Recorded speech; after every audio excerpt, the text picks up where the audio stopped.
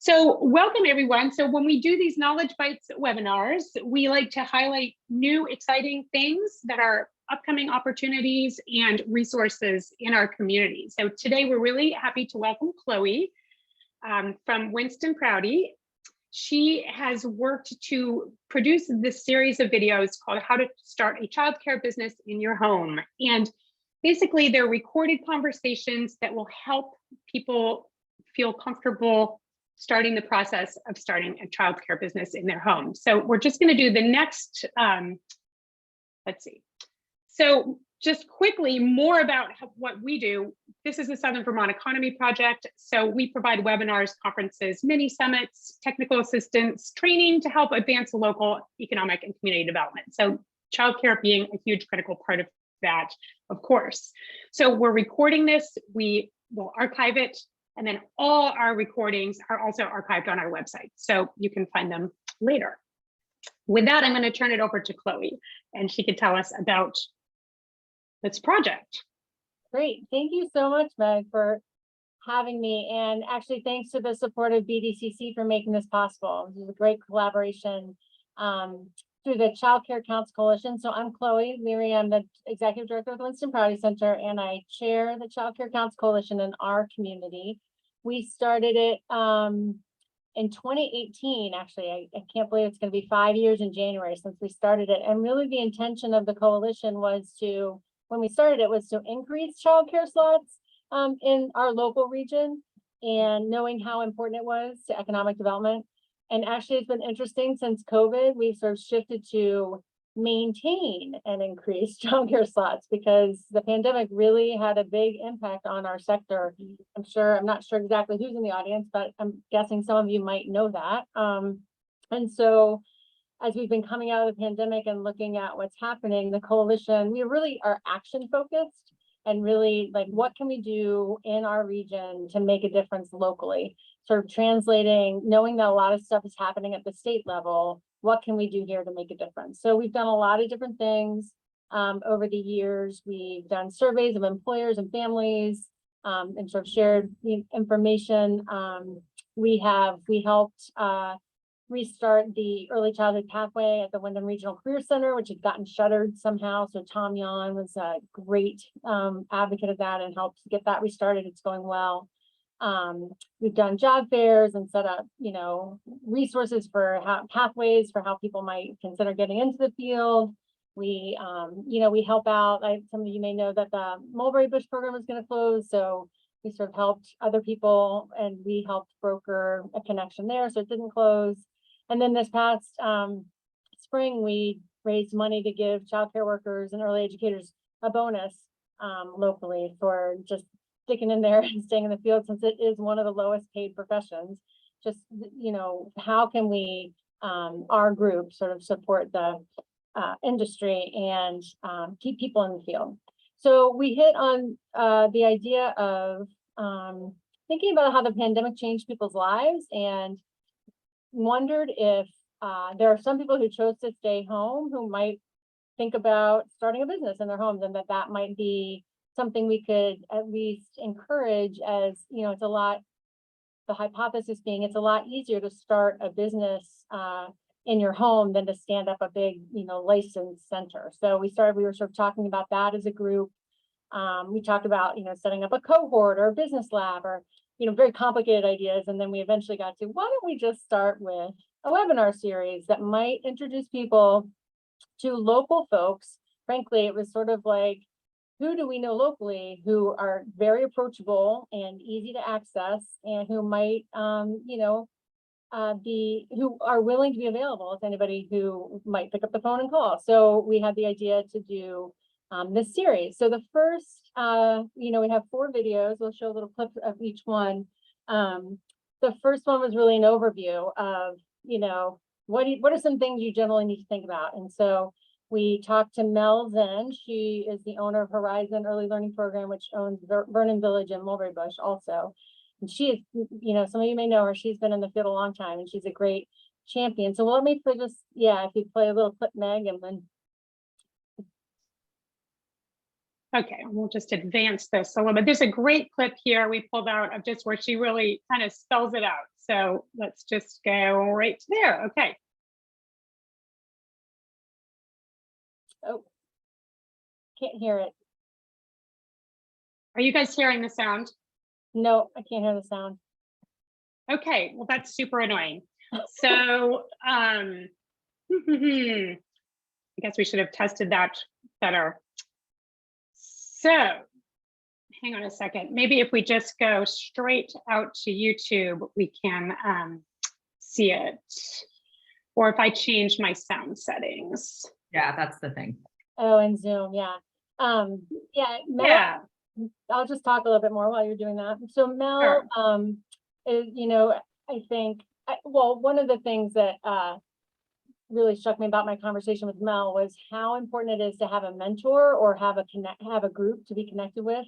And so, you know, if I think about here in our region, the Wyndham Early Childhood Educators Co-op is the Starting Points Network. So there are local groups that where people who have registered homes and licensed programs get together and just do professional development and support each other, and just the value in that, so that people aren't isolated. Because, you know, if you're going to provide childcare in your home, and it's you and kids for most of the day, it's important to have connection with other professionals. So let's see if.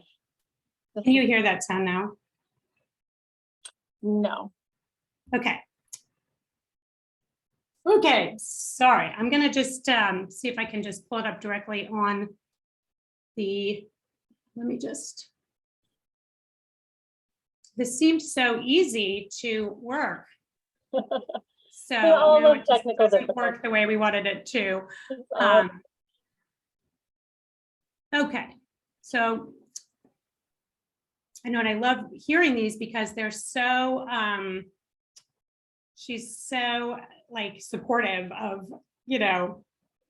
Yeah, one of the things about Mel is she grew up, her mom, actually Judy Rosner, was in the field for a very long time. And so Mel really grew up watching, you know, she's probably one of the best people around to talk about how do you do this, how do you make it work. And I think that those champions and people really being enthusiastic is a piece that's important, which is, I think, you know, her doing the overview is really valuable that way. And honestly, I think she could probably talk anybody into opening a childcare business in their home if they were thinking of it, because she's just that enthusiastic. And you know, that also came out in her she's the person who took over Mulberry Bush, and her willingness to say yes to that and just stay in the process. That's, you know, especially in the field, I think one of our biggest challenges is, you know, helping people figure out how to make it work.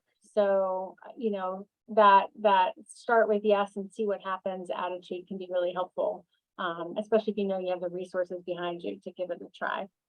So okay, I'm trying to just see how I can make this play what's in the presentation. I did not think that that would be a problem. Did you try the audio settings? Do you want to share it and try the audio settings, or? Yeah, I did switch to the speakers, same as the system, and then and the microphone is the same as the system. So I don't know why that's not going to pick up the, let me, if I just go straight out, let me go out to the,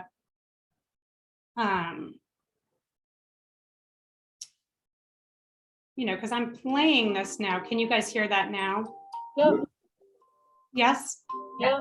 You can. Okay, perfect. So now if we just, let me just share it and then hopefully that will work. I apologize for doing great. Be so simple. It's all great. You're just eating their lunch, having a good time. It's all good. Yeah, exactly. It's casual. Okay, so now we'll just move this forward. Okay, so we're hearing?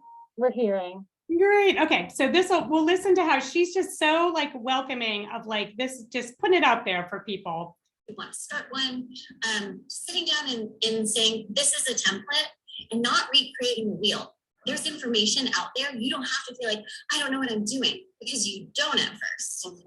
So it's about saying, hey, Chloe, like looking you up online, emailing you, I'm interested in starting a home childcare. What are some resources? And that there are people like Chloe, Claire, and myself who can just plug you in, right? To especially that intimidating piece, which is like the financial piece. Yeah. So that just, I think, is such a great example of how like down to earth and welcoming these videos are for people. Yeah. So yeah, I talked a little bit about Mel, and again, her breadth of knowledge. She actually could talk about probably a lot of the pieces in the other 3 webinars. Frankly, she probably could have done them all, but I think her point really is, how do we connect people to other people who are willing to share their expertise? So so that's sort of the overview. And then the next one was I had a great time talking to Elaine Crawford from licensing. She's the specialist who covers our region. And I think a lot of people get nervous about licensing, and Elaine does a great job, I think, of just conveying, like, I am here to help. I am not, of course, licensing, has oversight and can, I think people get scared of licensing. And so I'm hoping that when people meet Elaine online, that they will help them feel more comfortable. So we'll watch a little bit of Elaine. Yeah, let's see. I think this is her spot right here. Let's see. Down into the details. Okay, a registered, what we call registered family childcare home, or just registered, needs to be in the registrant's own residence. So it is based in an individual's home. They are able to provide care up to 6 children under the age of 6, so school age and younger, plus 4 school age children.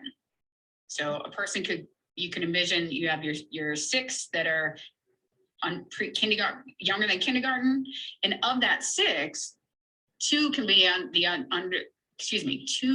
the age of 2 if you're working by yourself. Okay. If somebody has an assistant, they can have more under the age of 2. It's about, can you safely get them out? So you can have 6, and then you can have 4 school agers. And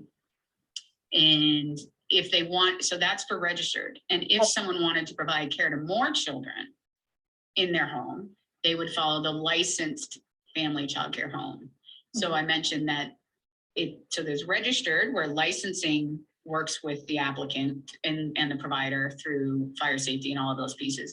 Becoming licensed, then that's another process, and those other agencies would also give approvals. But that can. But just so she really spells it out, right? She's very detailed. Yeah.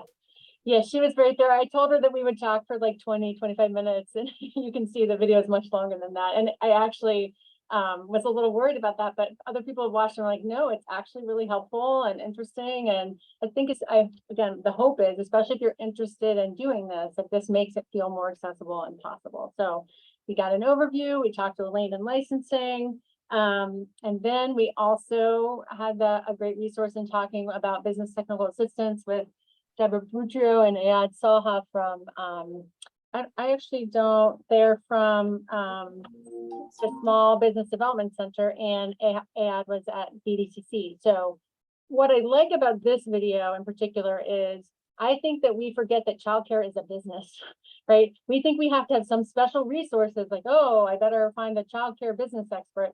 In fact, there are some expertise things you need, content expertise, like with any business, but you have to have the foundational business resources too. And so connecting the dots for people around, there are these resources. We do not have to recreate this wheel either. There are actually great resources if you want to start a business. So let's listen to a little bit of this. Talk about the business plan. Technically, we are talking about every single aspect of the business itself, including the financial or the numbers as is. So when we start with a business plan, we will try to define, first of all, what is the problem that business is trying to solve. With the childcare center, that's straightforward, very easy. And so that's a real problem that everyone is dealing with and struggle here in Vermont. And so the second step would be finding that solution, which is the business themselves. The business plan will help the business owner or entrepreneurs to kind of identify their brand based on where they want to position themselves in the market. Are they going to target maybe like high income individuals versus low income? So all of that plays a role. And all of that comes from doing market research. And I cannot emphasize how critical this step is. I've dealt with a lot of business owners who just their gut feeling has led them to creating the business and did not rely on data from the market, did not do their homework of I love that because he's like, know what you're doing when you get into it. It's really gentle, but important. Yeah, and I think especially like something like childcare, which is a labor of love, like you're not going to get rich doing it. And so people are really entering the field and doing it because they love it. And I think here we're trying to connect the dots for folks around. You can do something you love and actually make a business out of it. Or even if I'm going to stay home with my kids while they're young, and what does that mean for my life and my career? You could start a business because these skills are going to be transferable too. It's like entrepreneurship essentially. And so I think the more we can help people think about the fact that it's a professional field, it's a business, and it's skill-based, and that all looks good on a resume. You know, that the whole cliff of like women's career, because it's a women-dominated field, and so women often exit the workforce because they stay home with the kids because it doesn't, it costs too much to have in childcare. And then they lose those years of productivity. Here is a way actually for you to have a business and keep, that gap in your resume is not a gap in your resume anymore if you love it and want to do it. So I think, yeah, that advice about be passionate about it and use the tools that we have to really make it a success and based in something not that you love and that will work. So I thought I love talking to them and really, again, hope that people it elevates childcare and people understand that it really is a business. So, and then the final episode for now is about education. What's the education you need, or what are some of the things to think about for entering this field? And so Lee Marthy and from CCV and Kim Freeman, who runs the early childhood pathway at the Career Center, they're always so fun to talk to and enthusiastic. So let's watch a little bit from them. Yeah, and there's 2 clips, one from each, so you can kind of get the flavors here. Great. So let me just start this, and then I'm just gonna, okay, let me just scooch forward here. Okay, let's see, she is right here. This is a good clip. Jump in here.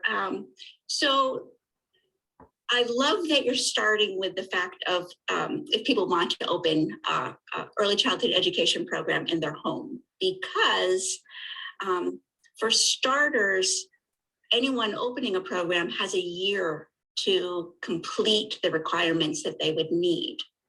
And the requirements, the credential for an early childhood educator working out of their home would be as simple as taking the foundations trainings through Northern Lights at CCV. And what's really fun about that is, maybe you're someone who's been away from school for a while, or school wasn't really your thing. The fundamentals packet is really comprehensive in that it looks at all of the different components of operating an early childhood education program, and you develop a really great cohort.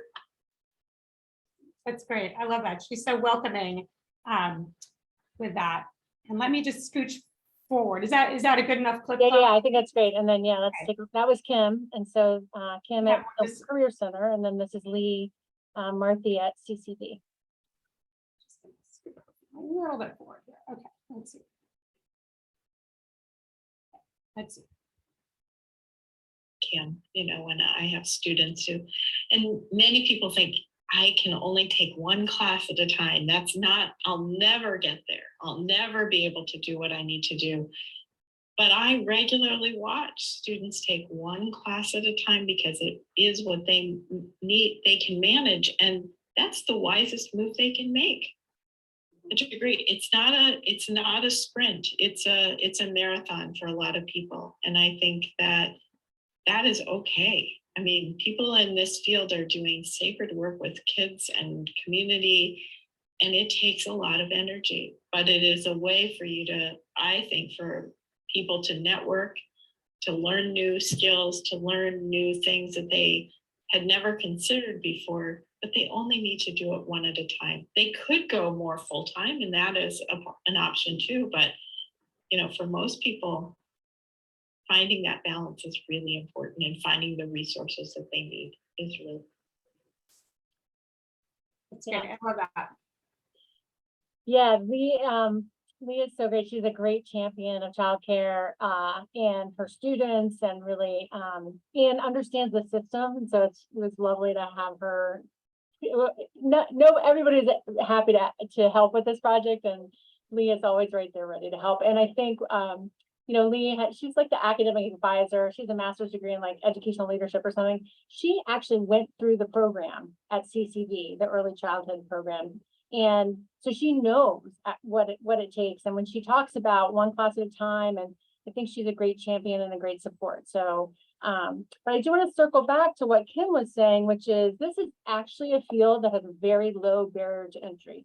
Whatever you think about that, whether that's good or bad, it is not a high barrier, it's not hard to get in. So, to be in the classroom, you have to have 3 credits or this fundamentals class, a 3-credit appropriate college level child development or some related field class or fundamentals, and that gets you on the way. And as Kim was saying, you have a year to do that, so you don't have to wait to get all the education in place. And I think one of the best things we can do is if you get enough to get started, and then you keep doing professional development, you're actually applying your learning. So I think early childhood is a field where that possibility just makes it really rich for continued improvement, instead of like going to school and getting all smart and then and then doing something. So that hands-on learning, I think, is a really good opportunity here too. So those are the 4 webinars that we did. I'm sort of curious, I think the goal is how to get the word out there, and who, when I think about who, again, I think we're guessing, AI is in my head, like, did you do your market research about who might want to do this? Like, no, we didn't, but we did think about, again, people, the childcare sector is still struggling. I don't think we're going to know what it needs to look like, for the future. So pre-pandemic, as a center, you have to fill, like 5 full days of care, 5 days full day care. It's like how the business model of it works. But really, families need options. And I think home-based programs can be more flexible and responsive. And I think maybe it's going to be a really significant part of the solution to maintaining and increasing slots. So people who are at home already with their kids is one, or even students who are at CCV who think they're going to go work in a program, maybe they'd actually love to start their own program in their home. So, I'm thinking about people entering the field now, and these videos, I think, make it seem really accessible and possible. So maybe it's even students at the Career Center, but I'd be curious, what other people think. And as I wonder if as they roll out a little bit, we'll get feedback about where it is that they, it might get some traction. I think the other thing that I would love to come from this is if there are like 3 or 4 people who watch it, then and we know about it and we help them connect. Like, wouldn't that be fun to make a little cohort of people who go through it together? That would have to be a little spontaneous and organic, but that's one hope that's coming out of this. And the other thing I kept telling myself as we were sort of, it's of course one of those projects where you're like, oh, I got to get that done. We hope to be done by the end of August, finally finished at the beginning of October. And I kept telling myself, if this leads to one person, like one new slot for some reason in the region, it won't be worth it. So I don't think it's looking for, I don't think it's, looking for tons of people to do it. Really, if one person sees this and adds some capacity to the childcare system in our community, that's a win from my point of view. So yeah, that's our project. That's what we did. I'd be wide open to questions or ideas, literally, about where should we where would be some good places where we could promote these videos? Be open to anyone in the audience thinking about that, or, thinking, because they're, organizing a watch party. I don't know. Bring some popcorn. It's just, really, the idea is kind of to say, these things exist and it's such a great resource, and they bring together so many resources that are in our community. And I feel like just looking at little clips, even you see how welcoming they are. So, kind of our purpose today was to introduce them, and also to sort of put that out into the world. How can we share this? Who should be watching this? If anyone on the call has ideas or suggestions, please share, or if you want to just ask questions. We're a small group, so just feel free to unmute and ask a question or give a suggestion. I like the idea of a watch party, right? Like wine and popcorn. Right. Never know what somebody might agree to. No. But yeah, that's an interesting idea. They are on BCTV, so I think maybe somebody randomly, I just had that thought of like the home shopping network, how people just turn on the TV. Maybe somebody will watch it. Maybe we should put little clips, like little ads in the middle of like the select board hearing recordings, or something like that. Like, hey, did you ever think about having a childcare business? Go watch these videos.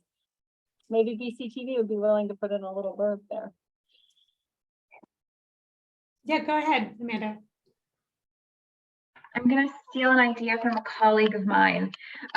You could do maybe little printout cards that just say are you interested in starting a childcare? Check out this video series, and then it could have a QR code to where it's posted, and then people could just quickly watch it on their phone. And you could put them in libraries. They I know that the libraries often have packets they hand out when people join, and those, I'm trying to think of those kinds of places where people they go, but they might not be thinking about something like that. So those kind of public places, maybe even a doctor's office or something called that kind of thing.